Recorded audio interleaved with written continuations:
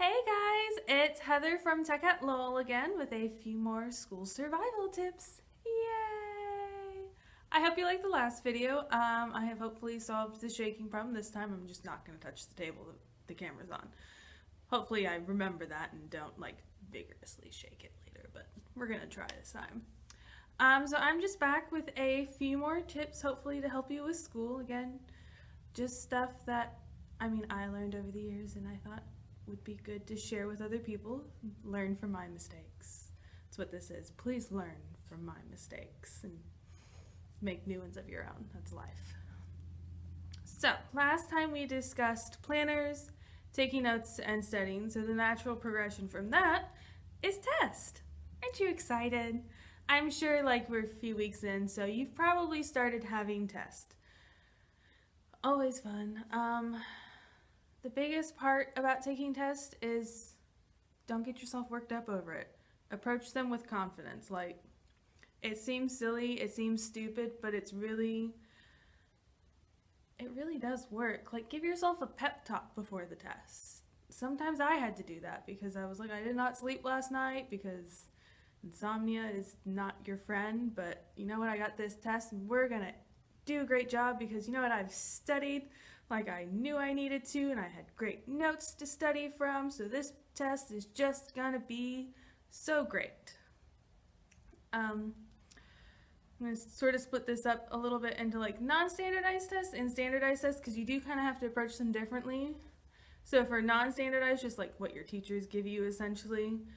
Remember the first test or quiz of each semester or class, I always looked at as kind of like a practice one because you're kind of trying to figure out how the teacher phrases their questions and their answers or what they're looking for, if they want essay questions or that kind of thing. So I always took the first test and knew if I was going to be bad on one test, it was probably going to be this test because I didn't know what the teacher wanted. And that seemed to work out really well. I used it as a way to learn how to take that teacher's test. And then if you do poorly, go talk to your teacher. Ask them, how can I do better? Is there a better way I can focus on the material, explain what you've done to study? It's another good reason, keep your notes and everything. Be this is how I've been taking notes and this is how I've been studying. Is there a better way to approach the material? Is there a better way for me to study? And you can also see, a lot of times, if you seem like you're willing, you're really doing your homework and everything, you're participating in class, if you ask for extra credit, a lot of teachers are going to say okay, especially if you've shown you're willing to put in work and everything. For standardized tests, it really depends on the rules of the test because the SAT and the ACT both have very different rules. I think it's the SAT where if you don't know a question, it's better to skip it, and the ACT, if you don't know a question, it's better to answer it because the SAT, you don't get any points or negative points if you don't answer, but the ACT, you don't get any points off if you answer and it's wrong. I don't remember and it's been a while, so please look that up and don't just take my word for it. But those are really nice because you can find practice questions online, and that is my ultimate tip, is use the practice questions. That's what I did. I took the PSAT as early as they would let me take it so that I kind of got a feel for how the test is administered, what the questions are because they split it up into different sections, what those sections are like. And it really helped because then I went into the SAT and I was I feel really good about this because I know what's going to happen here. I know what the questions are I know how they want me to answer these questions. And the ACT, they don't have that, and it's formatted a bit differently, but I was able to find practice questions, and we do have test prep books that you are more than willing to check out, more than able to check out. And they have practice questions, practice tests, and they have it where you can set it up to run a little mini ACT or SAT just at home if you have somebody willing to help you, or you can set timers. Another big tip on tests, whether standardized or non-standardized, if you don't know a question right away, skip it and come back to it. Don't psych yourself out trying to figure out this one really, really hard question that's number 8 out of 30, and then you run out of time to answer the rest of the questions. skip it and come back, which is also great advice because sometimes in one of the later questions, maybe it gives you a clue as to what the answer to that question was. I always loved it when that happened, when like question 8 was like, what do these weather patterns mean? And then question 12 was like, the weather pattern X, which means this, signifies this. And I was like, that answered that. And I'm sorry, those are awful questions. I did not think of practice example questions before this, so I had to make something up. And I know nothing about weather. Another good tip, especially like for tests involving math, is I would always, especially like if I was really worried I'd forget it, write up all the formulas I needed, like right as soon as the test started, right on the top of the test. So especially like, I was an accounting major for my bachelor's, so a lot of times we weren't allowed to have the equations and we could only have a basic calculator. So I would start the test by writing the formulas or little like notes to myself about, remember this has to go in this order, right when I started, so I could work on the questions, and then when I needed that information or that formula, it was already ready for me. I didn't have to worry about forgetting it while I was trying to figure something else out. And another thing, when you're answering test questions, don't constantly second guess yourself. A lot of times your first guess is right, unless like you, again, later questions give you a clue like, oh, I was fundamentally wrong in my thinking on that. Or reworking math problems is occasionally helpful. I always forget something. I always forget one step in the long equations, which is why I just quit doing math. This is one tip that always tripped me up. Pay close attention to the directions. I was that person who would always skim the directions, and I'd answer the questions wrong because I wasn't paying attention to the directions. And then read all the questions very carefully. A lot of times they've got, especially true and false, they've got those really like nitpicky words like sometimes or occasionally or always. Things like that got me every time.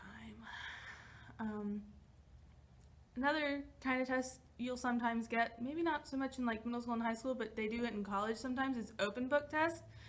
It's a trap. You still need to know the material, especially like open book, open notes. Know the material, know where to find things in the textbook and your notes. That's when it's great to have like an outline for the textbook or your notes, or like a little table of contents on your notes. That way, like, if you're taking the test and you do need to look something up to double check, you know exactly where to go. You're going to take the minimal amount of time to get there because, again, you have a certain amount of time to take this test, and when you run out of time, you run out of time. Essay questions. These are fun. I think they're fun because I'm that kind of person. I had a psych professor who her tests were all essay questions, and I loved it because the biggest part about essay questions, make sure you include the key terms related to that question in your answer, and most of the time that's it. You've got it. Because if you can know those key terms and include them and make it sound like you know what you're doing, you'll probably know what you're doing. When you're writing them, like I should have done before this video, take a moment, organize your thoughts. Make sure you're not just rambling on and on about things and just throwing terms out willy-nilly because you're pretty sure this is what's supposed to be related to this question, but you're not entirely certain where it fits in the whole scheme of things. Take a deep breath, take a minute, organize your thoughts again, write on the side of the paper or whatever. Jot down a few little notes maybe to yourself, and then sit down and answer the question. Teachers also really like it on like essays and essay questions, or proctors and graders, whatever they are, because this works for standardized tests as well. If you use like a little more formal language, like you're talking to somebody really important or that you really respect and look up to. I've heard a lot of times like don't use I, but then sometimes they do ask like personal questions for essay questions, especially for like entrance exams. But as much as possible, make it really formal, really professional, academic sounding, but don't use big words that are unnecessary because nobody likes that. And again, remember to include key terms, important points. And if it's a persuasive essay, just make sure you can argue your point and point out how the other people are wrong. That always got me through all of my persuasive essays and some speeches. It's always great when you can say how the other people are wrong. All right. Now, to my next set of tips, because I think I've well covered test taking. I will include some resources down below like I did for the other one. I will try to remember, because I don't think I linked Quizlet last time where you can make like your own flashcards. I will try to remember to link it again. If I don't, feel free to call me out in the comments. Quizlet.com, it's great. You can make your own flashcards. If nothing else, I've at least said it a couple times. Moving on. So our next topic is health and nutrition, because this does actually play a part in your ability to do school well. It is honestly really important. Like I know it gets really, really boring to hear about like in health class and from your parents and from other teachers, and it's like, would you just leave us alone? And it's like, but it's really important. So like at minimum, 3 meals a day. How balanced they are, like a meal includes like some sort of protein source, some sort of fruit or veggie, nice carb, maybe some beverage. I know they harp on milk, but some people are lactose intolerant. Water, we'll get back to that. A meal is not a bag of chips and a soda. I'm sorry to break your hearts. That's a snack. Different snacks are good. 3 meals with those food groups. Follow USDA guidelines, please. Link those down below too. Focus on well-balanced, lots of fruits and veggies. Think about like, again, going with like snacks and everything. Look at your food and be like, how long is this gonna make me feel full? Especially like if you know you're not gonna be able to eat for a while. That's kind of how I plan my snacks. I'm like, okay, I have this many hours before my lunch break. I can have a snack right now. What's gonna make me so that I'm not like starving 2 hours later? Which again, if you're focusing on like well balanced with the protein and the fiber and the nutrients, that's gonna lend to making you feel full for longer. Again, I am not an expert in this, so I will definitely be linking sources below. These are just general suggestions. Please don't come at me. I am not a medical professional. This is for entertainment purposes only, as I have heard other people on YouTube say. So this is just research I found. I will link more information below. Listen to them, not to me, because they are paid to study this and they are the professionals who are well trained and well educated. Talking about what we're drinking, hydration is very important. Yes, you need water. The human body is like, what, 80% water? You kind of need water. Not soda. Coffee and tea are good as long as you're not filling it full of a bunch of sugar. Just also be mindful of caffeine, because too much caffeine is not good for you. Energy drinks, just no, please don't. Got a lot of problems. Poor people having heart attacks from them, so I guess maybe tiny amount. Natural caffeine is moderately better. I think I actually read somewhere that some of them don't have more caffeine than a cup of coffee, so keep that in mind too. But water is important. The general recommendation is 8 8-ounce glasses. The easiest way I find to do that is I carry a giant reusable water bottle, and I just try to refill it as often as possible.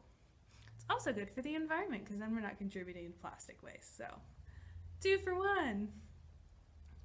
Another important part of health and nutrition is exercise. I know you've got to sit in class for X number of hours a day, and it's really, really difficult sometimes to fit exercise into a busy schedule. And I mean, it doesn't have to be anything crazy. It doesn't have to be like this really structured workout where you're lifting these weights and doing this group exercise. It can be a walk. You can go on a walk, and it doesn't have to, like, I think the recommendation is still like 30 minutes a day. You don't have to do the whole 30 minutes at the same time. Do a 15-minute walk in the morning, maybe 15-minute afternoon, or 15 minutes before dinner and 15 minutes after. Whatever works. And try to pick something fun, because it doesn't have to be walking. You could go hiking. You could go biking. You could go kayaking if you can. And then, like, if you want to do strength building exercises, you don't have to have a bunch of expensive equipment. There's a lot of, like, exercises you can just do with your body weight, and you can find those on, like, YouTube. I found a lot of really helpful videos from, like, professional people who know what they're doing. And then we actually have books in the library where you can check out that list exercises and, like, show you all the steps for them and modifications if maybe that's too difficult or it doesn't work well with your body. Just try to move as much as you can during the day because it does help. Again, these are all guidelines, my suggestions, because if you're healthy and you're taking care of your physical and your mental health, then school gets a lot easier. Trust me, there were times where I was going to school and, like, maybe I was making okay grades, but I was not taking care of myself physically or mentally, and it just made everything so much harder. And once I started taking care of myself in that way, things did a bit better with school. I'm looking at our time, and I see that I have been rambling for quite some time, so thank you for listening to me again. I hope at least some of this helps. Again, I'm going to link more resources below. I know I keep saying that, but it's because I know I'm not an expert, and I want to make sure you get the best information possible. So I'm trying to help you find resources, because that's what I'm here for. I hope you all have a wonderful day. If there's anything else you want me to research and sort of bring you like a quick summary about, please let me know in the comments below or on the Tech at Lowell Facebook or even the Gaston Library Facebook. And I will see you guys later. Bye now.